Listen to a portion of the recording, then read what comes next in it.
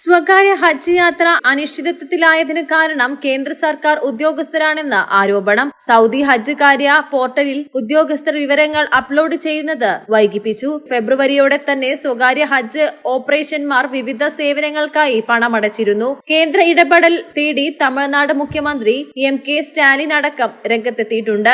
സൗദിയിലെ സൗകര്യങ്ങൾക്കായി അഡ്വാൻസ് പണമടക്കുന്നതിനായി ഓരോ തീർത്ഥാടകരിൽ നിന്നും 1000 രൂപ വീതം സർവീസ് ചാർജും ന്യൂനപക്ഷ മന്ത്രാലയം ഈടാക്കിയിരുന്നു. അതിനിടെ ഹജ്ജ് യാത്ര അനിശ്ചിതത്വത്തിലായ സാഹചര്യത്തിൽ അടിയന്തര ഇടപെടൽ ആവശ്യപ്പെട്ട് സ്വകാര്യ ഹജ്ജ് കോർപ്പറേറ്റർമാർ കേന്ദ്ര ന്യൂനപക്ഷ മന്ത്രാലയത്തിന് നിവേദനം നൽകി. 42,000 രൂപയിലധികം ഹാജിമാർ ഇത്തവണ അവസരം നഷ്ടമാകാതിരിക്കാൻ കേന്ദ്ര സർക്കാർ സൗദി ഹജ്ജ് കാര്യ മന്ത്രാലയവുമായി അടിയന്തര ഇടപെടൽ നടത്തണമെന്നാണ് ആവശ്യം. സൗദിയുടെ നുസൂക്ക് പോർട്ടൽ തുറക്കാൻ ആവശ്യമായ നടപടി സ്വീകരിക്കുമെന്ന് സ്വകാര്യ ഓപ്പറേറ്റർമാർ ആവശ്യപ്പെട്ടു. ആവശ്യമെങ്കിൽ കേന്ദ്ര നയതന്ത്ര സംഘം സൗദിയിലെത്തി ചർച്ച നടത്തുമെന്നും നിവേദനത്തിലുണ്ട്. സൗദി ഹജ്ജ് പോർട്ടൽ അടച്ചതോടെ നടപടിക്രമങ്ങൾ പൂർത്തിയാകാതെ 42,000 പേർ അവസരം നഷ്ടപ്പെടുന്ന സാഹചര്യമാണ് നിലവിലുള്ളത്.